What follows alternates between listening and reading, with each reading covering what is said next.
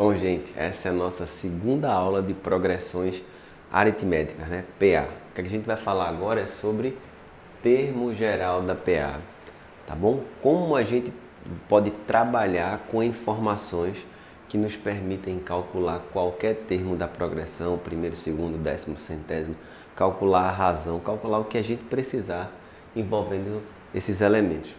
Bom, eu costumo usar um raciocínio que acho que dá para entender de uma maneira bem legal como é que você chega de um termo a outro de uma progressão aritmética. Eu penso como uma escadinha aqui. Imagina uma determinada escadinha e aí cada termo está num degrau. Os degraus representam os elementos. Para você subir de um degrau para o outro, você sobe uma razão. Para você descer de um degrau para o outro, você volta uma razão, subtrai, tá? Então é mais ou menos isso que a gente vai pensar e vai descobrir como se calcula qualquer termo da progressão usando esse raciocínio dos degraus. Olha só, imagina que para você subir de um degrau para o outro, adiciona razão, adiciona razão, adiciona razão e assim por diante. Nesse caso aqui, olha esse exemplo. Aqui tem uma pessoa no primeiro degrau e ela deseja ir até o sexto degrau. Você pode ir de um por um, normal. Sobe 1, 2, 3, 4, chega lá. Ou você pode tentar dar um salto. Quem nunca pegou uma escada, às vezes você tenta subir mais de um degrau de uma vez. Se eu quiser dar um salto do A1 para o A6, quantos degraus eu teria que subir? Não é fácil, não é difícil perceber que são 5 degraus, né? Do 1 até o 6, 6 menos 1, 5. Então, se eu quiser dar um salto do 1 para o 6, eu subo 1, 2, 3, 4, 5 degraus. Cada degrau é uma razão. Então, eu pego o A1, somo 5 vezes a razão e chego ao A6. Então, eu posso escrever isso, por exemplo, que o A6 é o A1 mais 5 degraus. Ou seja, o A1 mais 5 razões. Essa é uma maneira de relacionar. Imagina que ao invés de querer chegar até o A6, eu quisesse chegar até o A8. Quantos degraus eu precisaria subir do A1 até chegar no 8º degrau? 7, concorda? Então eu posso dizer que o A1 mais 7 degraus, você chega até o A8? Pode sim. Para quem assistiu nossas aulas de função afim, perceba que é exatamente o mesmo raciocínio, soma a taxa de variação. Quem não assistiu ainda, vai lá na aula de função afim que fala sobre isso também. Então o A8 pode ser o A1 mais 7 degraus. Então, 7 razões. Então, essa fórmula já está pronta. Outro detalhe. Imagina que você quer sair do A6 e quer chegar até o A8. Porque assim, às vezes o pessoal fala que a fórmula do termo geral é A1 mais N menos 1. O termo geral você pode começar de qualquer termo da progressão. Geralmente a gente começa do A1, mas pode começar do A2, do A3, do A4, não importa. Se eu quiser pegar aqui, começar do A6 e chegar até o A8, quantos degraus eu tenho que subir? Vamos ver? 1, 2. São 2 razões.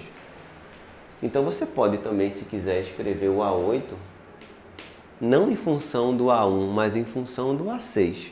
Você pode dizer que é o A6 mais 2 razões. E aí fica livre. Aqui, por exemplo, eu tenho que subir 2 degraus. Posso dizer que o A3 é o A1 mais 2 degraus. Note que o número de degraus é a diferença entre o índice do que eu quero chegar e do que eu estou partindo. Aqui, por exemplo, eu estou no A3, quero chegar até o A6. Eu tenho que subir 1, 2, 3 degraus, 3 razões. Então eu posso falar que o A6 é o A3 mais 3 razões. E aí você escreve do jeito que você quiser. Como é a fórmula, né, digamos assim, oficial? Aqui você tem o AN, pode ser o A1 mais N menos 1, que é o número de degraus entre o primeiro e o último. Pode ver, ó, N menos 1, 6 menos 1, 5, 8 menos 1, 7, 8 menos 6, 2, tá vendo? Vezes a razão. Então, essa fórmula aqui é a fórmula, digamos, oficial do termo geral. Mas o raciocínio é esse que eu estou falando. Então, por exemplo, imagina essa sequência: 2, 5, 8, 11, 14 e assim vai. Eu tenho o primeiro, segundo, terceiro, quarto, quinto termos. Eu queria saber qual é o A, vamos supor, 49. A 49, quer dizer, não dá para eu escrever de um por um, né? 1, 2, 3, 4, demora muito. Eu posso usar a fórmula do termo geral. Você pode pegar o A49, é um termo da progressão mais o número de degraus até subir. Normalmente a gente usa o primeiro. A1, quer dizer, do primeiro degrau até o 49º tem 48 degraus. Então são 48 razões que eu vou somar. O primeiro termo é 2. A razão aqui a gente já consegue perceber sem dificuldade, né? Fácil ver aqui que a razão é 3. Mais 3, mais 3, mais 3, mais 3, mais 3. 48 vezes 3. 48 vezes 3, 144. Com mais 2, 146. Então você consegue chegar em qualquer termo da progressão usando esse raciocínio do termo geral. Beleza? Outra coisa que de vez em quando aparece para a gente são alguns sistemas de equações. Aparecem os sisteminhas com equações que são PAs para a gente resolver. Você pode usar essa ideia aqui, ó, que é super fácil. Lembra que de um número da PA para o outro é sempre uma certa quantidade de razões, que são os degraus entre eles. É só ver a diferença aqui. Essa é a ideia. Você pode se perguntar, e se eu quisesse começar de outro termo, não quisesse começar do A1? Eu poderia começar do A4, por exemplo, do A3, pode começar de onde você quiser. Só tem que lembrar que tem que saber quantos degraus tem nesse intervalo. Mas vê só que exemplo, deixa eu pegar esse espacinho aqui. Vamos supor que a pessoa está afim de começar do... Vamos começar do quinto? Ou assim. Aí você pensa, peraí, do quinto para o 49 são quantos degraus? De 5 para 49 são 44 degraus. Então 44 razões. 14 mais 44 vezes 3. 44 vezes 3, 132 mais 14. Adivinha quanto dá? 146, a mesma coisa daqui. Quer dizer, você pode usar a fórmula do termo geral do jeito que você quiser e achar melhor, tá bom? Vou fazer mais alguns exemplos aqui, inclusive exemplos do nosso material em PDF, que está no link da descrição do vídeo, tá bom? Presta atenção que a gente vai fazer exercícios agora contextualizados, usando termo geral. Se liga. A questão 2 diz o seguinte: considere o padrão de construção de triângulos com palitos, representado na figura abaixo. Então tem as etapas aí, a quantidade de palitinhos. Na etapa N, essa é a etapa 1, etapa 2, etapa 3, na etapa N serão utilizados 245 palitos. Nessas condições, N é igual a... Vamos descobrir isso aqui. Bom, vamos perceber um padrão. Lembra que eu falei que no estudo de sequências, a primeira coisa que a gente tem que tentar descobrir é um padrão, uma lógica, como é que as coisas estão acontecendo. Quantos palitos tem aqui? Essa é a etapa 1, eu vou dizer que é o primeiro termo. Quantos palitos tem? 1, 2, 3 palitos. Na etapa 2, tem 1, 2, 3, 4, 5 palitos. Na etapa 3, tem 1, 2, 3, 4, 5, 6, 7 palitos. Se você perceber, cada etapa eu acrescento 2 palitos para fechar o triângulo. Sempre 2 palitos. Quer dizer, vai sempre aumentando de 2 em 2 a quantidade de palitos. Isso é o quê? A razão, tá bom? Então é uma PA, 3, 5, 7, 9, 11, são os números ímpares, né? A partir do 3, a razão dessa PA é 2. Ele está dizendo que a etapa N é 245. Veja, o AN é 245. E a gente vai descobrir exatamente isso. A etapa N tem 245 palitos. A gente vai descobrir quem é o N. Quando é que isso ocorre, tá bom? Vamos lembrar da fórmula do termo geral que a gente acabou de aprender. A N é A1 mais N menos 1 vezes R, tá? igual a 245. Lembra bem disso, A1 mais N menos 1, tá bom? Eu vejo muito erro, muito mesmo. O pessoal coloca A1 vezes N menos 1R. Cuidado, é A1 mais N menos 1R. O A1 vale 3, o N a gente vai descobrir, a razão é 2, igual a 245. Passa para cá, subtraindo, N menos 1 vezes 2, igual a 242. Uma dica para resolver esse tipo de equação: eu nunca faço a distributiva aqui na minha continha de PA, porque eu vou ter um trabalho a mais, eu simplesmente passo dividindo, tá bom? Fica N menos 1 igual a 242 dividido por 2, bem mais simples, 121. Passa agora o 1 para lá somando, então eu tenho 122. Quer dizer, na etapa 122 que tem 245 palitos, tá bom? Agora eu vou fazer a questão número 1. Essa questão é uma questão de matemática, mas tem um saborzinho de química também, tá? Vocês vão ver por quê. Diz assim: a região metropolitana de Goiânia tem apresentado um aumento significativo do número de veículos de passeio. Estima-se que o número de veículos movidos a gasolina emita 160 gramas de CO2 a cada 1 km percorrido. Considerando o número de veículos licenciados em 2008 igual a 800 mil, olha só, em 2008 eram 800 mil. Como sendo o primeiro termo de uma progressão aritmética com razão igual a 50 mil, razão 50 mil. E que a distância percorrida anualmente por veículo seja igual a 10 mil quilômetros. Lembra, é 160 gramas, são 160 gramas de CO2 por quilômetro percorrido. Cada veículo percorre 10 mil quilômetros. Conclui-se que a quantidade de CO2 em mols emitido no ano de 2020 será aproximadamente igual a... No finalzinho eu falo dessa quantidade de CO2 em mols. No finalzinho a gente vai precisar da massa molar do CO2. Mas aí acredito que vocês sabem também, afinal de contas, a gente não estuda só matemática, né? Então vai dar para saber também a quantidade, a massa molar do CO2. Vocês devem lembrar aí quanto é? 44. Bom, usando a fórmula aqui, ele quer em 2020, né? De 2008 até 2020 são quantos anos? 12. São 12 degraus, tá? Não esquece. Então, em 2020, se aqui você chamar em 2008 de A1, 800 mil, eu estou querendo calcular o A12. Beleza? Vou repetir. Por que A12?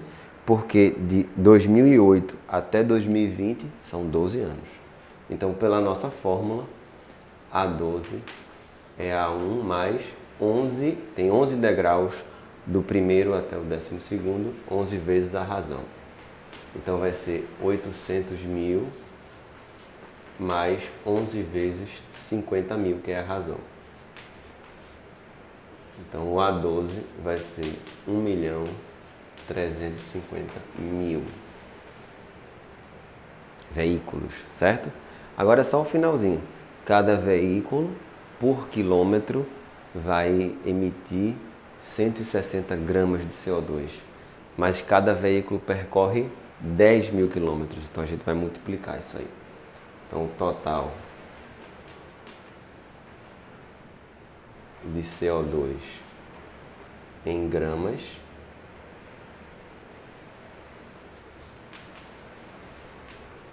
será. Aqui a gente está calculando quantos gramas, tá bom?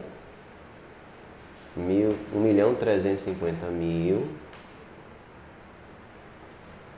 vezes 160 vezes o percurso, que é 10 mil quilômetros. E aí isso vai estar em gramas. Para saber em mols qual é a massa molar do CO2, falei agora para vocês. Vocês sabem também melhor do que eu, tenho certeza. 44 gramas por mol, tá bom? Então, só para terminar essa continha aqui, se liga só para saber quantos mols. Não precisa fazer regra de 3 nem nada, né?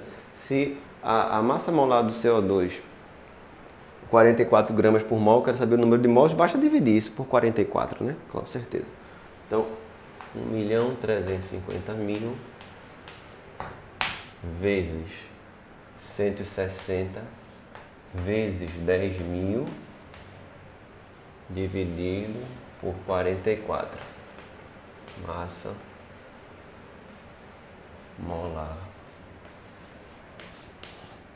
do CO2, ok? E aí tem que ver como é que ele botou as alternativas, como é que ele quer. Colocou aí usando essa parte de notação científica, tá bom? Então, fazendo essa divisão, colocando já em notação científica, isso dá aproximadamente 5 vezes 10 a décima mols de CO2.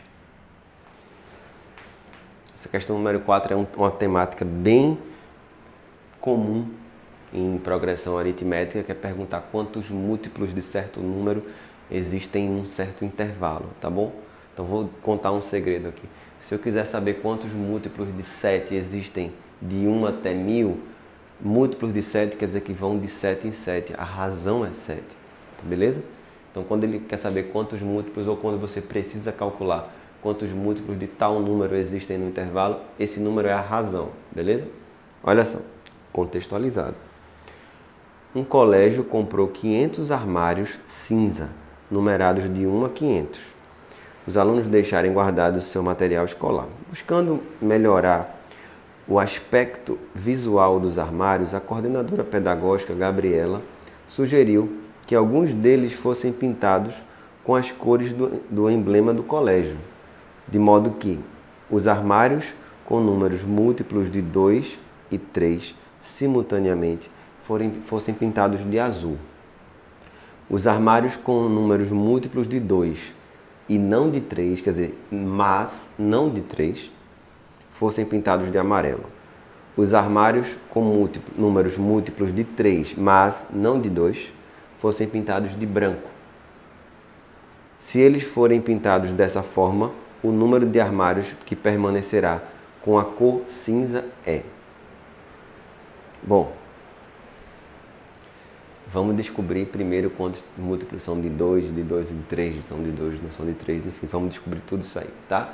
Uma coisa primeiro sobre divisibilidade bem básica. Se um número é múltiplo de 2 e de 3, ele vai ser múltiplo de 6, tá? Quando um número é múltiplo de A e de B, ele é múltiplo do MMC entre A e B. Lembra sempre disso, tá bom? Eu vou só colocar aqui uma representação por conjunto. Aqui existem os múltiplos de 2, aqui existem os múltiplos de 3 e aqui no meio os números que são múltiplos simultaneamente de 2 e de 3. Ou seja, aqui são os múltiplos de 6. Vamos descobrir primeiro quantos múltiplos de 2 existem. Esse é fácil, né? Porque se você está numa sequência de 1 até 500, múltiplos de 2 são números pares. E de 1 a 500, metade é par, metade é ímpar, tá bom? Então, múltiplos de 2, de 1 a 500, são 250. Ou seja, metade dos números que são os números pares. Para calcular os múltiplos de 3, pode dar um trabalhinho um pouquinho a mais, né? Quantos são os múltiplos de 3? Para isso a gente precisa saber qual é o primeiro múltiplo de 3 da sequência e qual é o último múltiplo de 3 para usar essa fórmula aqui, ó, do termo geral.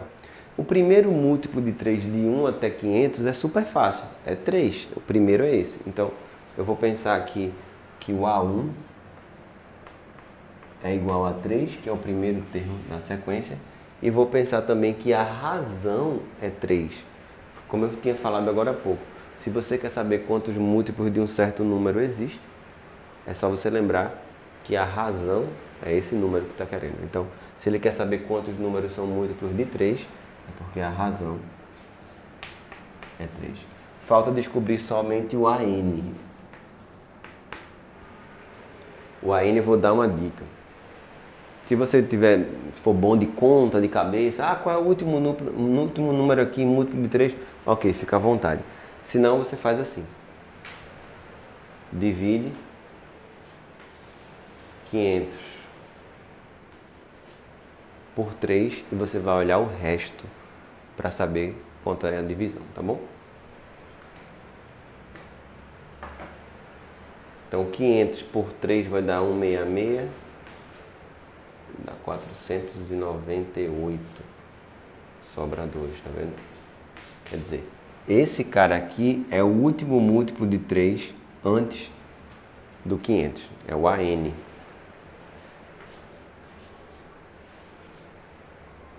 Então eu tenho o primeiro, eu tenho o último, agora eu vou saber a quantidade. Joga na fórmula AN, A1 mais N menos 1 vezes R. Essa é uma maneira de descobrir quantos números múltiplos tem. 498 igual a A1, 3, mais N menos 1 vezes 3.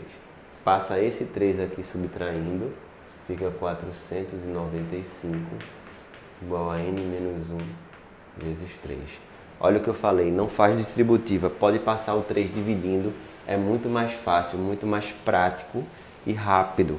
Você não precisa fazer a distributiva para depois dividir, já que você vai dividir de todo jeito, né? Então é muito melhor você passar dividindo. Vai ficar N menos 1 igual a 495 dividido por 3. 165. Passa para lá, somando 166.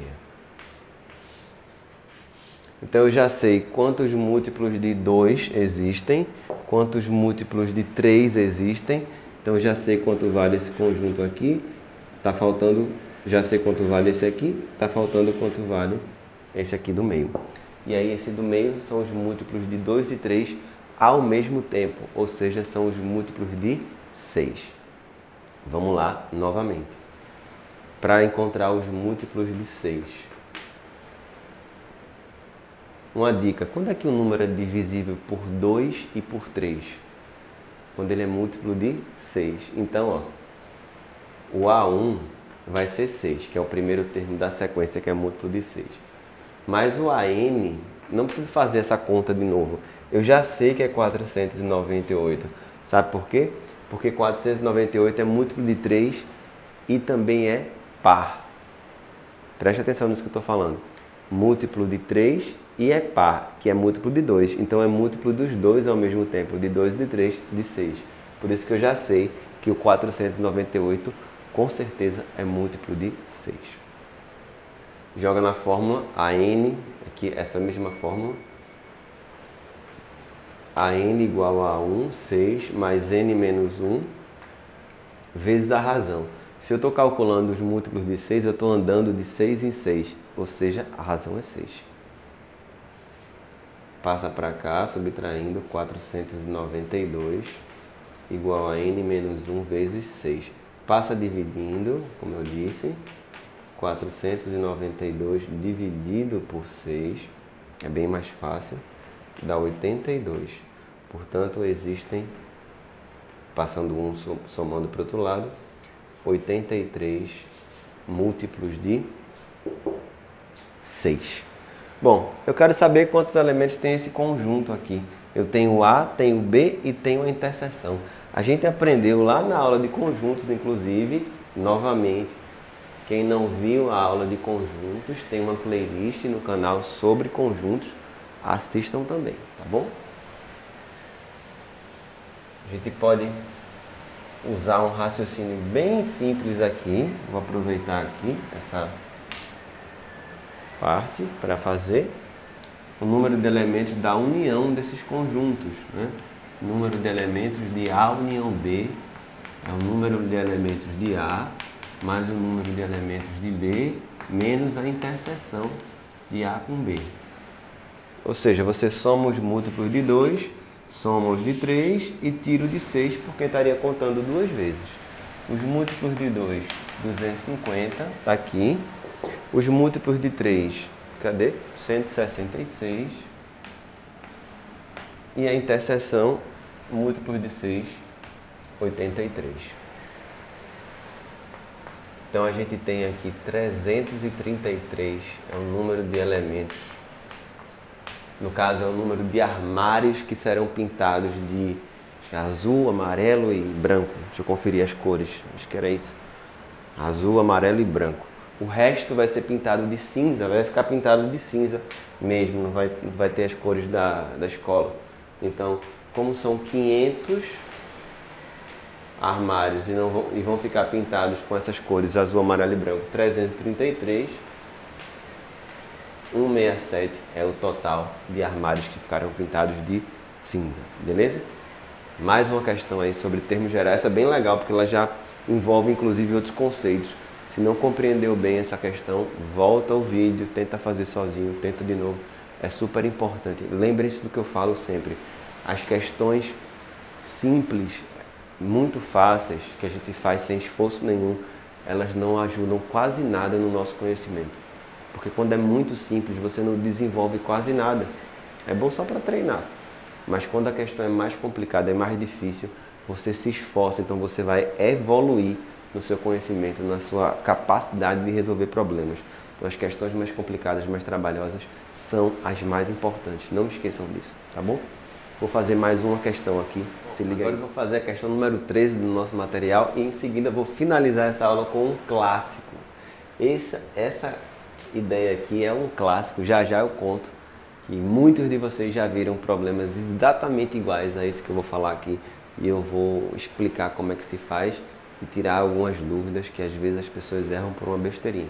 Mas primeiro essa daqui também é um problema bem recorrente, tá? Diz assim: Davi é uma criança que adora brincar com sequências numéricas.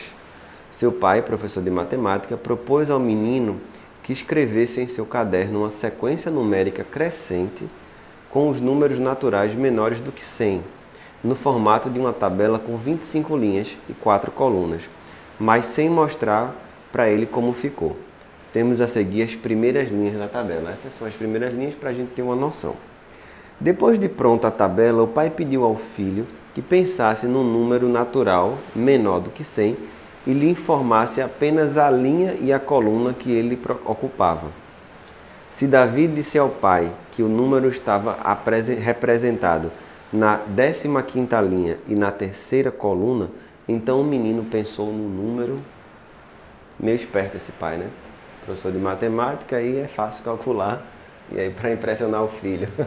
Vamos lá. Se o elemento está na 15ª linha, e na terceira coluna ele faz parte dessa sequência daqui. Beleza? A sequência da terceira coluna é formada pelos números 2, 6, 10, se você continuar, 14, 18 e assim por diante. Forma uma PA de razão, olha só, 2, 6, 10, 14, razão 4. E aí a 15ª linha, primeira, segunda, terceira, quarta, é o 15º termo dessa sequência. Concordam? Primeiro, segundo, terceiro, quarto. Então como é que a gente vai achar o 15º? Né? A gente pode usar a historinha dos degraus, né? Se você quiser sair de um degrau até outro, veja quantos você vai precisar chegar. Bom, você pode começar no A1, é o que normalmente a gente começa, né?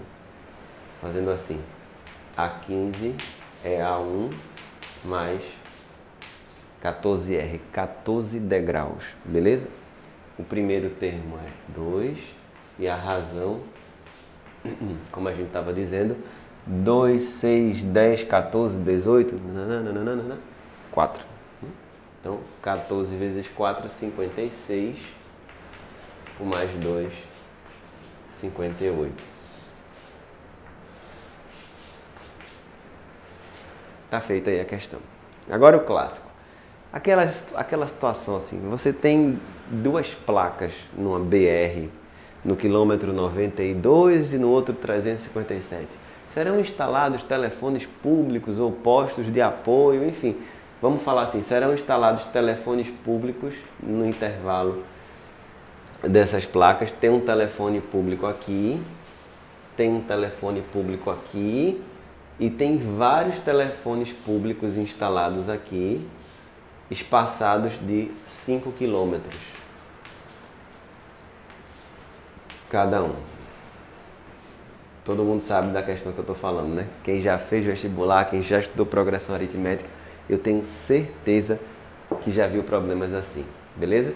E aí a pergunta é, quantos telefones são instalados nesse intervalo se o espaçamento de um para o outro é de 5 km, tá bom? Presta atenção numa coisa que geralmente o pessoal erra. Qual é o impulso natural? Muita gente faz assim, ó, subtrai e divide por 5. Olha o segredo, quando eu faço assim, 357 menos 92, quando eu faço essa conta dá o quê? 265, né? Isso aqui é uma distância, tá? É a distância. Quando você divide por 5, você não está calculando o número de telefones, você está calculando o número de espaços. São espaços. Beleza? Então, qual é talvez a frase que eu mais repito, né? Saiba o que você está calculando, tá? Não esquece. 265 dividido por 5, que é a distância de um telefone para o outro, isso vai dar 53 espaços. O que é que são espaços? Intervalos. Mas lembra aqui, ó, presta atenção. Vamos imaginar dois intervalos. Tem um telefone aqui, tem um telefone aqui, tem um telefone aqui. Isso aqui, ó, são dois intervalos. Entre dois intervalos são 3 telefones. Olha para minha mão aqui. Vamos mais para perto. Aqui eu tenho 1, 2, 3, 4 espaços. 1, 2, 3, 4 espaços. Quantos dedos tem aqui? 1, 2, 3, 4, 5. O número de espaços é 4, mas o número de pontos é 5. Beleza? Se você tem 3 pontos, são 2 intervalos. Tá? Não fica decorando, o número de telefones é um a mais que o número de espaços. Só decorar por decorar. Tá? Lembra de novo, ó.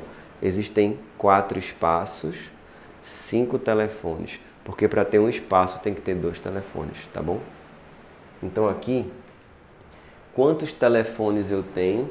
Então o número de telefones que devem ser instalados nesse intervalo, contando com o primeiro e com o último. O número de telefones é 54.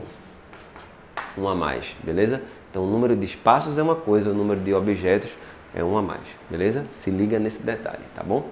A gente encerra agora essa aula de termo geral da PA e a próxima aula vai ser sobre soma dos termos, tá? Fica ligado, até a próxima.